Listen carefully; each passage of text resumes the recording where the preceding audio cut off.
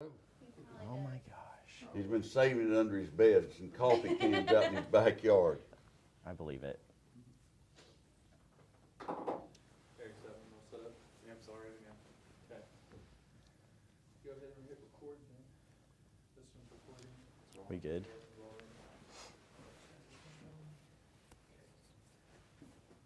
Do the awesome clap.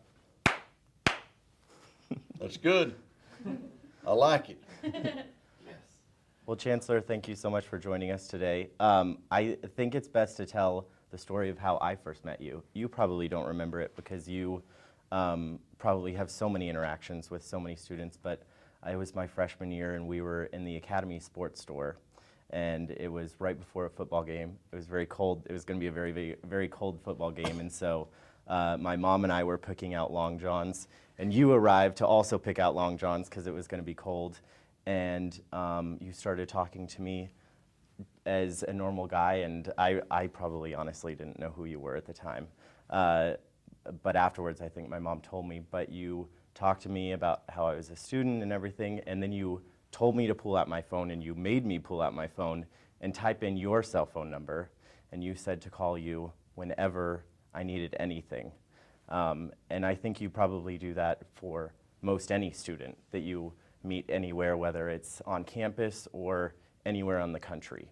So I think my first question is, why is it so important to you to have such a personal, close relationship with every student in the Texas Tech system? Because I think, main thing is we care.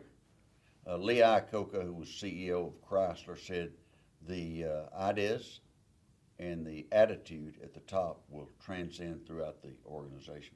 One thing I want to add to your story is that I said, if I can help you in anything, I gave you the phone number and everything, and I said, but if you're behind in your homework, don't call me. I'm not going to do your homework. And you did say that. You did. And I did say that. I wanted to clarify that. If you were homesick, well, I'll help you on that. If you were low on money or something, I'd figure out a way to help you. But, I don't want someone to call me and say, look, I've got a paper that's due tomorrow. Could you write it for me tonight? You can't do that. I enjoy interaction with the students. It's a lifeblood of the university. They're the future. The students I've dealt with at Texas Tech are great. I mean, I really love them. And they've got a great sense of humor. They have a good attitude. They have an attitude of gratitude. They're grateful about everything that's going on, and they're involved. And they're all going to be very successful. I'm telling you, there are a lot of people I talk to at orientation or graduation that are going to be members of Congress. They're going to be great journalists. They're going to be great teachers, doctors, lawyers, all kind of cross-section of America. What obstacles have you faced as both a chancellor, but also just as a person throughout your life, and what keeps you striving for honor, for lack of better words? Well, obstacles, you'll have things that you want to happen in life that won't happen, and there'll be a reason for it. Maybe it's best that you not accomplish certain things. I wanted to be governor, but the voters said no, and that I learned a lot in that race, in that I had an opponent that spent $20 million of his own money, and I went out and raised money from friends and supporters and spent $3 million. And in Texas is a retail political game, in that you've got 17 television markets, and if someone outspends you 6 or 7 to 1, they're going to do a lot better. If I'm in the car business and you're in the car business, and I have 7 ads on television for every one that you have, I'm going to sell more cars. And so that was disappointing. But I look back on it, I'm fortunate that happened because it set my life in another direction that allowed me to do what I think is the best job that I've ever had or ever would have or will have, and that's being chancellor at Texas Tech. So it worked out well.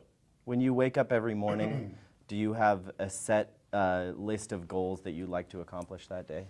Well, I do. I mean, I think there's two things you got to look at. One is the overall goal of what you want to do. You know, where are you headed? Where are you focused? And then the short-term goals are nothing more than how do I comply with the long-term goals.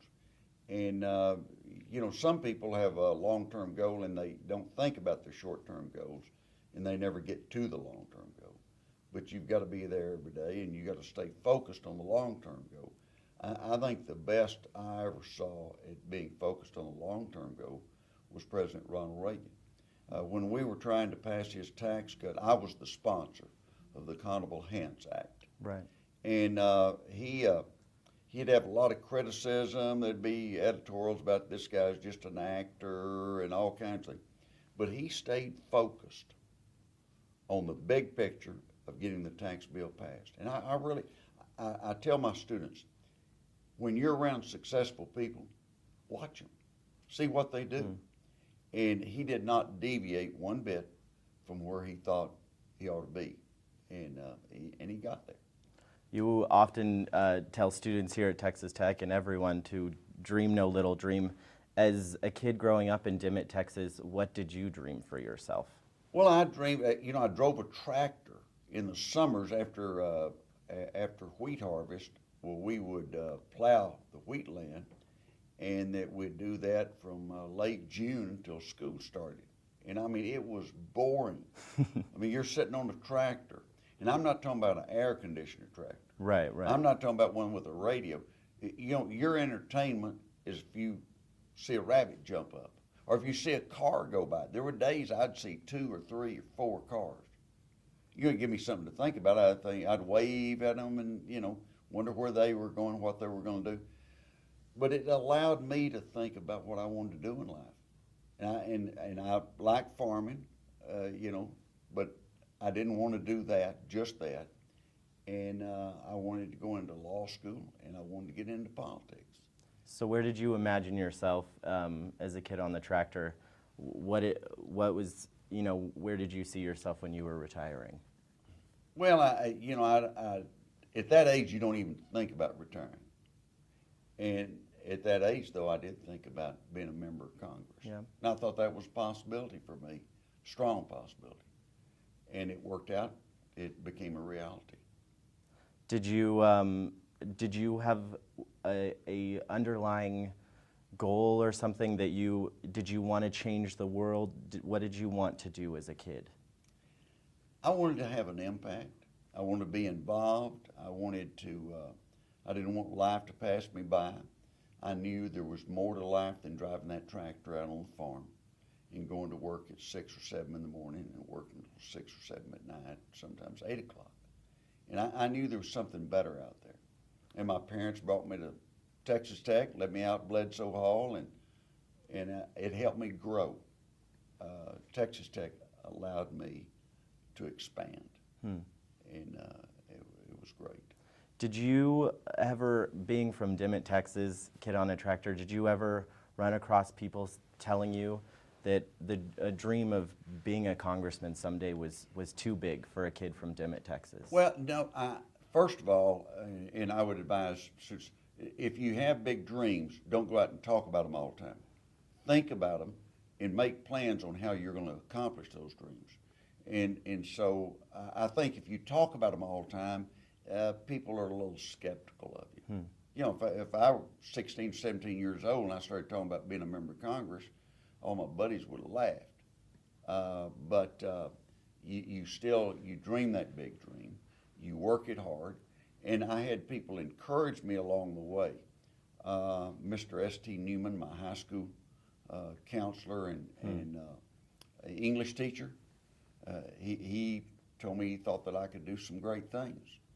And he convinced me to go to Texas Tech. That's where he had gone to school, and he thought it was a great school. And so I really, you know, I got a lot out of him. I had a teacher, Miss Littlepage, and she taught bookkeeping. It wasn't called accounting; it was called bookkeeping. And she'd say, each day she'd say, "You got money going in, you got money coming out. If more comes out than goes in, you're going broke." You know, I mean, that's pretty simple. Pretty simple, yeah. You know, and that I used to use that sometimes in Congress, in speeches. In that I was back about 2 years ago, and U.S. Senator Dick Durbin, who had been in the House with me, saw me, and he said, "How's Miss Littlepage doing?" I said, "Senator, she's rolling over in her grave the way y'all are spending money." Did you, in college, did you do anything that you regretted? Well, you know, We need a really good story. you know, I'm thinking back. There's probably I went to some parties that maybe I shouldn't have stayed so late. And what did you do at the parties? Well, I danced and What was college life back oh, then? it's great. Yeah. You know, it was a lot of fun, and that you know, at the parties there'd be a lot of dancing, and there at times there would be consumption of beverages that were not milk or milkshakes. We had a pretty good time, and that I enjoyed some of the best friends I've ever had. I made in college. Ed Whitaker, CEO and chairman of the board of AT&T and General Motors, and the engineering school is named after. Ed called me today. Called me this afternoon. We talk once or twice a week, and you know, he's really done well.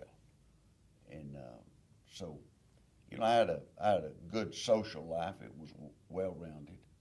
And my Scholastic, I did pretty well. I was a pretty good student. But there was one semester I pledged Delta Tau Delta. I was Delta. Right. And I played saddle trims the same semester. How was that? It was Difficult? stupid. Yeah. You know, I mean, I can't believe I did that. And I mean, I didn't have time to breathe, but it did help me delegate time and manage time. You know, time manages you, or you manage time, and I was able to be in a position that it taught me a lot. If there's one thing, you tell the story of when your parents dropped you off, is there one thing that you wish you would have known that you'd like to tell entering freshmen today? No, I think to emphasize to study and go to class. I had a class that I had a bad grade in. It was because I didn't go to class. It was a class that met on Tuesdays, Thursdays, and Saturdays. Oh, It was, yeah, I wouldn't have gone either. It was 8 o'clock. And Saturday class was hard to get, you know. And they'd have pop exams, and so, you know, it's a tough course. I've always said the guy that taught it, had he been able to package his lecture, there would have been no need for anyone to invent Ambien. I mean, he could put you to sleep just like that. Well, I think we want to stop for a second just for the cameras, and then we'll get back started again in a second. What's it, peanut gallery over there? Am I doing okay? Great. Awesome. Just Okay. fine. They're all Okay. like trying to Just laugh be at who stuff you are. but not laugh. Graduating senior was kind of a tearjerker there for a while. You got good questions. Well, I tried. I had when I was in Congress, I had a guy that was a part-time, he was a weekend weatherman, interview me. And he interviewed Did he ask you about for- the weather? He interviewed me for a 30-minute program on Sunday morning, and the anchor guy was going to interview me, and he was sick. And then a reporter, and he was covering a one-car rollover at Smyre. Oh. So, you know, that was more important than Congress. And they gave me this part-time weather guy, and